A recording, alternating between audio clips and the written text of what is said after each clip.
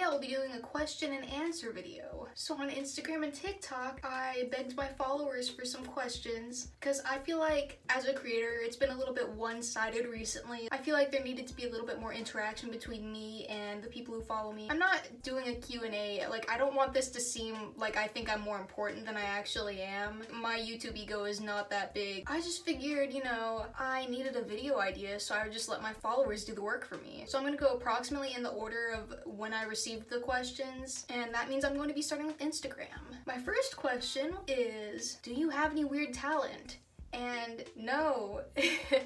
I don't. Any talents that I may have are not very weird. When I used to get this question as a kid, my go-to was that I could put both of my legs behind my head, which was true. I was a really weirdly flexible child. And then I stopped doing that because I got older and it was a little bit inappropriate to do that in social gatherings. Now I don't think I'm able to do that, and I'm not going to post that on the internet for free. So that's all I have to say about that. This next one I'm really excited to answer. It's from my mutual Erin Exorcism, who is probably a lot cooler than I am. And she wants to know my opinion on scenecore, which I don't think my answer is gonna be as exciting as some other people's maybe. Like, oh fuck scenecore, like it's just trying to be seen. Which, I mean, like, yeah. My opinion on scenecore is that it doesn't need to exist. I don't really know why it's a thing. To my knowledge, it just seems like the Danganronpa fandom, which I am not a part of. I don't know anything about it. Glitched out images of Ibuki Miyota. Don't ask me why I know her. And I mean, like, it kind of makes sense why it's a thing. You add core to the end of a word and then suddenly it's an aesthetic, which, like, okay, the scene is already like 50% aesthetic, so I don't know what the fuck scenecore means. I'm pretty sure it originated on TikTok by like cosplayers, particularly candy kids who are young, and then they just decided to run with it, I guess. You give something to a bunch of young people and then they will just do whatever they want with it, and I think that's what happened with scenecore. And you know, I don't want to shit on scenecore because for the most part it does seem to be like children. I'm not gonna be like, oh, fuck you kids, you can't have your thing that you want. Or I'm gatekeeping. Like, we all know that it's not the same thing as scene, so I don't think it's really a big deal. In general, I just don't really care, and it's weird that it's a thing. Erin Exorcism also asked me my favorite Bring Me the Horizon album, and I can pretty confidently say it's There's a Hell, Believe Me, I've Seen It. You know, I do like early Bring Me the Horizon, but I am not very big on deathcore, and I mean, like, they have like one solid deathcore album to my knowledge. No, Suicide Season is good, but I like my heavy music to have catchier melodies just because I have a really short attention span, and that's what I think There's a Hell gives me. Like, it's more fun for me to listen to, so I listen to it more often than any other album. Sempiternal is also good, but I wouldn't say that it's my favorite album. And I haven't listened to any of Bring Me the Horizon's new music. I listened to That's the Spirit maybe a couple of times. I like maybe 1 or 2 songs on it. I've heard people say that new Bring Me the Horizon is like surprisingly good, and I believe it. I mean, they're talented musicians, it's just not for me anymore. Favorite band? A very easy question to answer, which is of Montreal. Easily my favorite artist. My friend bought me a signed shirt for Christmas, and I felt really bad because I just gave him a shirt that said something about riding horses, and he got me a fucking signed shirt by my favorite artist. So I've seen them twice in concert, and the first time I saw them, I wasn't too familiar with them, and the second time I went, I was very familiar with them, and it was very fun. And then a pandemic hit, and I have yet to see them again. Do I like games, PC, phone, etc.? No. I don't live under a rock, like, don't think that about me. I am familiar with many a game. I just, first of all, would rather watch people play it, because I'm just so fucking stupid. Like, if I try to play a game, I will get confused within the first 5 minutes and either have to quit forever, or I'll have to follow a walkthrough for the entirety of the game. So I just don't like playing them. They're unpleasant for me. Too much mental stress. And you might be thinking, oh, why don't you just like play something that doesn't require thinking? And I mean, I do, but when it's not like a puzzle or something, it usually requires creativity, which I also don't like. I don't like having too many options. I just want a game to tell me exactly what to do and also be a little bit open-ended, which is why I would say my favorite game is Terraria, because I'm very familiar with it. I know almost everything about it. I'm in the middle of probably my millionth playthrough right now. Yeah, I'm just kind of fucking stupid. I also really like Animal Crossing, but New Horizons, it kind of sucks. And the thing is, I've I've invested so much time on New Horizons, and it was my first Animal Crossing game that I've ever played. And then I went back and played a little bit of the GameCube version, and I was like, oh my god, like, this is so much better. When I know that the most open-ended Animal Crossing game exists, I don't want to, like, downgrade, but oh my god, it's so boring. I was hyper-fixating on it hard around the time that it came out, to the point where I even bought another Switch solely to get another island. I started that island, and that was cool, and then I finished my main island, and then I was like, fuck, I'm so burnt out and like I just don't have anything to do on it anymore. But I still really like Animal Crossing as a franchise. I really want to play New Leaf, but I have yet to. It's just so hard remembering to do something all of the time. I like forgetting about something and then picking it back up and then hyperfixating on it for weeks at a time and then forgetting about it again. When did you start dressing the way that you dress and why? I don't have a short answer to this. I started getting interested in specifically the scene style in probably the end of 2011 when I was 11, and I made my parents buy me some Blood on the Dance Floor wristbands, and that's the main extent of how I could dress at that time. I never like went full-blown scene kid because I was kind of poor, I was ugly, you know, I was growing up as an undiagnosed neurodivergent child, so that was very unpleasant. And middle school came around and I started wearing skinny jeans, which was like crazy because I had like really bad sensory issues to jeans, and then I was like, fuck it, those have to go. Like, I need to look cool. I want to look like Kellen Quinn. I would wear like one pair of skinny jeans, I would sleep in them, like, and I would also have maybe one or two crew necks at a time. I had like a Fall Out Boy one. I was also very confused about my gender at the time, so I didn't really go all out. I was just kind of existing within my interests. And in high school, I was like, okay, I think I'm a girl, and then I would start like dressing a little bit edgier. Sophomore year, I was kind of transitioning styles from edgy girl to maybe not like skater, but I shopped at Zoomies, you know? Then junior to senior year, I really wanted to tone it down. I was like, okay, like I want to look normal. I'm sick of people thinking about me the way that they think about me. And I went for a more art ho indie persona. I like to think of it as my stoner phase, if that gives you any idea of the person that I was. And then after a while, I got so fucking bored of looking normal. And then a pandemic hit. Being in a quarantine, I think all of us kind of regressed to some extent. I wanted to dye my hair platinum blonde, but my hairdresser couldn't do it, and then I was like, okay, like I want this pretty blue color. He just fucked that up. He fucked it up, and we still paid him too. So I had like denim blue hair, and that faded like very quickly, and I thought it was the ugliest thing in the world. So I bleached it, and I was like, man, I want to go turquoise. And I was like, well, fuck, if I'm gonna have turquoise hair, I need to have scene kid hair. There was an itch in my brain that needed to be scratched, and I scratched it. I think that was around like September of 2020. It hasn't been that long, really. My answer is I started wanting to dress this way in 2011 and 12 because I thought it was cool. I thought all of my online emo friends were cool. Then I really started dressing this way September of last year because I wanted to regress to my true interests. And especially like not being in high school anymore, I cannot fucking care what people think about me. I mean, I'm sensitive, so I do, but it's different than being in high school, so I can just like fuck around and look like this. Someone else also asked when I started dressing quote-unquote alternative, but they also asked who my main inspiration was. Well, I don't know, I feel like my most long-term human inspiration would be Lita Monster Bunny, which is just the most obvious answer I could possibly give, because I think that's everyone's inspiration for being a scene girl. She's so fucking gorgeous. I miss her so much. Like, I'm sure social media was probably not good for her mental health based on like why she left YouTube, and because she just doesn't post on Instagram anymore. I hope she's like doing well, because I fucking loved her. God, that makes me sound like fucking I've had so many people be like, oh, you remind me of Alex Dormy. First of all, we do not associate. I am a Lita stan, and that's final. Alex then got back together, Alex hating Lita and talking mad shit about her, saying that she's like ugly or disgusting, and Shannon has said that she called him a slut, or she called her a slut and whore, and I can guarantee that that is true. I swear to God that that is true, that Alex... God, I remember when, like, My Digital Escape was coming about, and I learned who Alex Dormy was, and I was like, huh? What are you trying to do here? Because Lita's already doing it. And oh my god, all the fucking comparison pictures of, like, them wearing the same thing. Dude, I'm guilty of it, too. I can't even lie to you. I bought this necklace because I saw Lita Monster Bunny wearing it, but at least I'll admit it. You know, I don't, like, plagiarize her or anything, but... Someone asked me on a 1 to 10 scale, how floofy is your cat? And I would give it a solid 3. He's very soft, but he's a short hair, so his hair is not very long compared to a lot of other cats that I've met. That also leads into, do you have any pets and can we see them please? This is Charlie. He's my one and only son.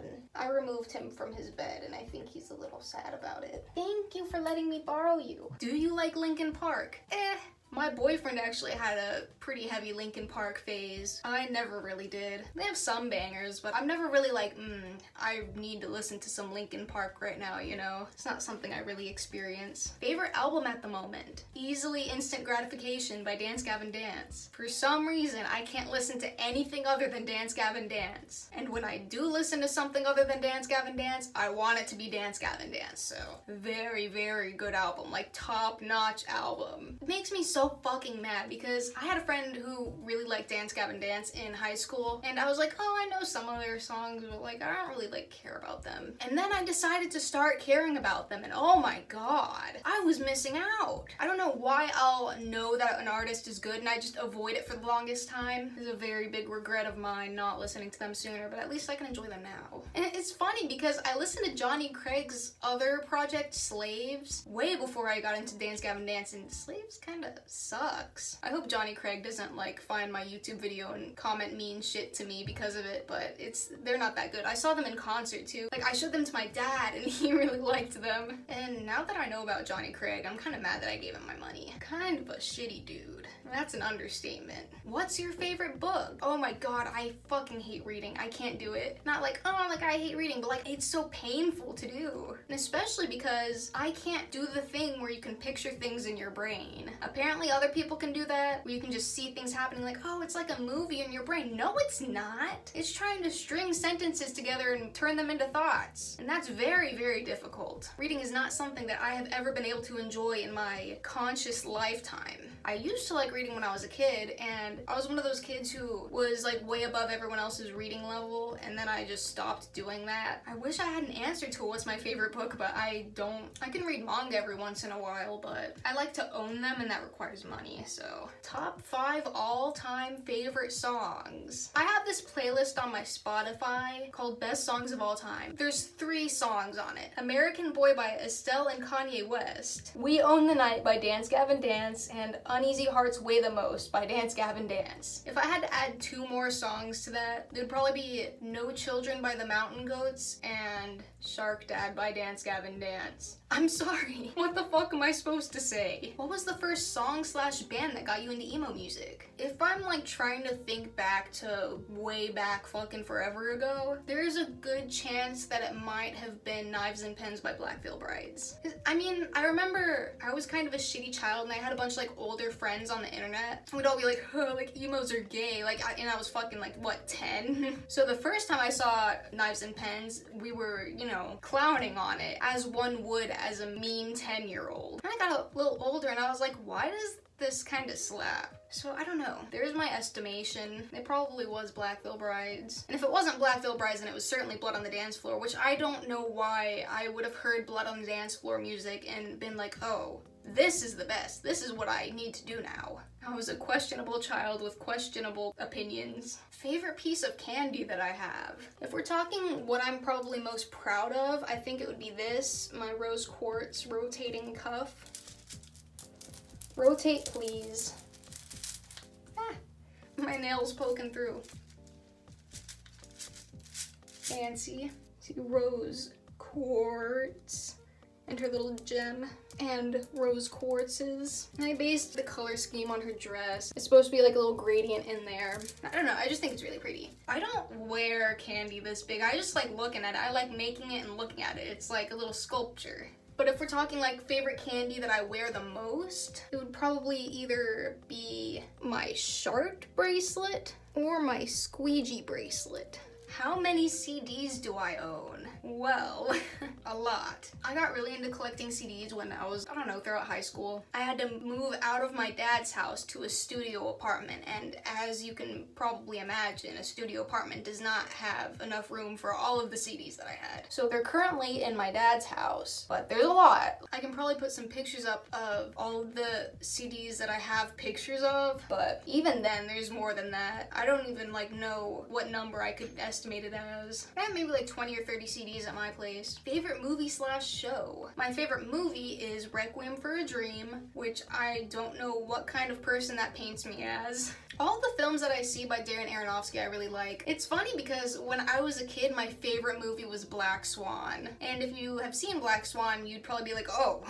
Yes, that was my favorite movie when I was probably 10 and 11. I still really like that movie. I was a little ballerina when I was a kid. I did dance lessons and I mostly did ballet. And then I quit because it got too hard. When I found out my current favorite film was by the same dude, I was like, oh. And then I've been trying to watch the rest of his stuff. I like what I've seen. I like that Requiem for a Dream is told in different sections and it's nice and organized for my brain to process. This is editing and I'm here to say I forgot to tell you my favorite show is Steven Universe.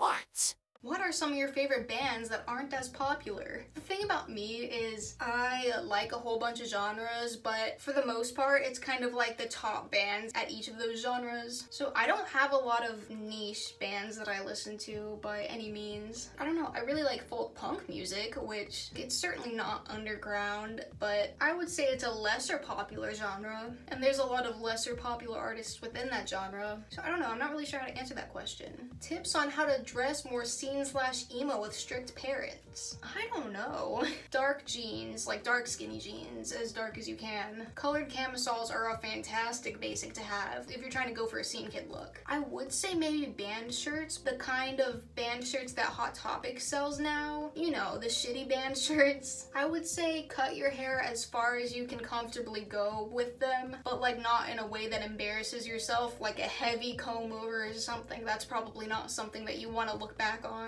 If you can make candy, do it. That's always a pretty easy way to identify other alternative people. I don't know, I've never had strict parents. This isn't something that I have a huge amount of input on, but I would probably just say tiptoe into it as best as you can. Someone asked how they could start their own YouTube channel. Do it. What I would honestly recommend, what I did, I knew I wanted to get into YouTube, but I started out on TikTok. This wasn't a huge planned out thing. This isn't a huge scheme that I did. What ended up working out for me was I would just post on TikTok, and TikTok is a fucking roulette game of if you're gonna do well or not, and when you're a new account on TikTok, they like to try and push your videos out more. So if you establish a brand on TikTok first, I got to 25K, and then you try to move from there to Instagram. You can get a little bit more of a following if you look cool.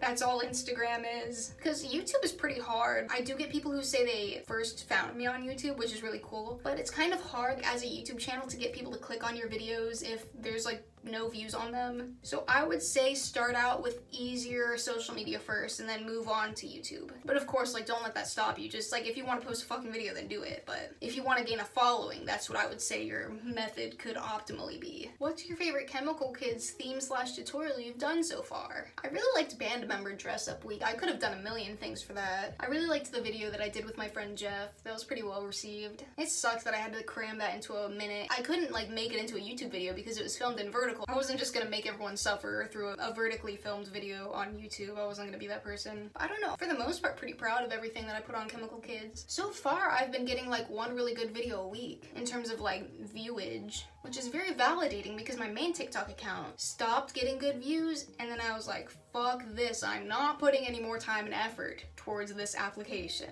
What piercings would you get and what piercings would you not get and why? I don't know. I don't think there's anything else on me that I'd really like to pierce. I'd maybe get a tongue piercing. I kind of wanted to get my smiley pierced, but I just feel like that would accentuate my American Girl doll teeth, and I don't really want that. I don't know, I'd love to do more stuff to my ears, but since my ears stick out as they do, I can't really get a whole lot of stuff on them because since they stick out, they're just always getting bumped onto shit. They're always in the way. I had a regular cartilage piercing. Even after a year and a half, it showed no signs of healing. It wasn't getting infected or anything, it just wasn't fucking healing. So I ended up taking that out because that was just so annoying. I do have my industrial done though. It does have a pretty noticeable irritation bump on it though. I would not ever get my cheeks pierced because even though they're cool, they apparently reject quite often. I was thinking about getting my bridge pierced. I feel like it would make my eyes look more close together and I don't really want that. And also if I hated it, it would leave a pretty noticeable scar, so. I would never get my eyebrows pierced because I have no eyebrows to pierce and I just don't think I would like that. I do like eyebrow piercings, just not on me. I don't think I'd ever get anything else on my lips because I'm quite content with my snake bites even though I'm not wearing them right now. I would never get my septum done because I don't think I would look good with it. Yeah, that's pretty much all I can think of. What hair dye do you use and how long does it last? For my blue, I've been using Aquamarine by Arctic Fox, which I don't think you're supposed to buy from Arctic Fox anymore. I don't know a whole lot about this, but to my knowledge, they're kind of like the Kat Von D of the hair dyeing industry, where like the products are fine, but the person who owns the company is a piece of shit. I don't know, I've never looked that much into it, but that's what I've heard. Like when you say, hey, I use Arctic Fox on social media, they're like, don't use Arctic Fox. So hopefully I can find a replacement for that. I don't actually know how long it stays because every time I shower, I put the dye in with my conditioner. So it just always kind of looks like this, but it's not very patchy. It holds up pretty well, like with that method. I wish that I could use Atomic Turquoise by Manic Panic, but I've had the worst experience with that particular color of Manic Panic. I used to do my friend's hair where it was like a green to pink rainbow gradient in her bangs. The Atomic Turquoise was always the first one to go. It faded so fast. Like the other colors we used, Pravana, Special Effects, like good hair dyes, and Manic Panic is supposed to be good, but it left immediately. I've heard great things about them, like in general, people seem to love them, but I don't know, for me it's like 50-50 with Manic Panic, and I'm not too familiar with any other colors like this, so I don't know what the fuck I would switch to. For my black side, I've been using this Blue Black Demi-Permanent by Ion Color Brilliance. I wanted like straight up black, but they weren't in stock. It's like not very blue black. I mean, you know, like I've used other blue black hair dyes and they looked like blue and gross and icky, but this one just looks black and I'm really happy with it. And I don't know how long it's been since I dyed it. It's probably been a little over a month if I were to guess, and it's holding up like pretty fucking well. It does make me a little nervous for if I ever try to get rid of it, but I don't know, I'm quite satisfied with it. What was your favorite era of your hair? Easily this one. I grew up with really fucking short hair, like bowl cut short hair. I don't know why, like one day in 6th grade I just decided to chop all my hair off and then I never wanted to grow it out until like high school. Even after I did try to grow it out, I bleached the fuck out of it and I had to shave it and then I had to start from scratch. So I never had too much to do with long hair. This is the first time I've ever had colored long hair. I've had long hair before, but that's when I was just like dyeing it brown and it was fine. But this is the most fun era because now I actually am better at cutting my own hair. I don't like fuck it up every single time I do it, and it's not too damaged. I try to take pretty good care of it. I really liked having a shaved head though. This was freshman year, maybe 2014. I had a shaved head and it was also neon green, like black light green. I didn't like how it looked on me at all, but it was so easy to take care of and people hated it, which was kind of fun. Obviously at the time it made me feel bad, but looking back, people fucking hated it. I remember getting maybe one positive comment on it. Someone told me, oh, it looks so exotic. I was like, thanks, I guess. I don't really know what that means. Bands you grew up listening to? The most prominent band that I listened to was definitely the Black Eyed Peas. I saw them in concert when I was in 3rd grade. It was probably the best night of my life. I remember Ludacris was opening for them and I didn't understand the concept of an opening artist. So me and my friend Gracie were just like booing him the entire time, like from like way back in like whatever seat we were sitting in. But we were probably really annoying the people around us, which I feel bad about. Other than that, really just 2010s radio pop, Kesha. I liked a lot of Kesha music. I guess technically I can say I grew up to Blood on the Dance Floor because I was 11 when I started listening to them. Unfortunately, someone asked what my zodiac sign was. I am a Sagittarius sun, Aquarius moon, and Aquarius rising. I have some pretty dominant Aquarius placements on my chart, which I think is mostly the vibes that I radiate. I've never really like thought of myself as too much of a Sagittarius. What are they, like athletic and stuff? Fuck no. I am sedentary. I do know that I get along really well with Sagittarius females. All of my best friends have been Sagittarius females. Sagittarius men, though, I do not fuck with. I've had like one Sagittarius male I've been on good terms with, but I think like all the other Sagittarius men just fucking hate me. Like they just think I'm weird and unpleasant. And I kind of think the same. I think those are all of the questions that I received. I was worried that I wasn't gonna have enough, but I think I got a solid amount in. It's quite embarrassing being a small creator and being like, hey, ask me things, be interested in me. But I do very much appreciate the people who did try to ask me something. I hope you maybe learned something about me, the most interesting person in the world. Hopefully I can do more of these because I enjoy standing and talking about nothing. Thanks. Bye.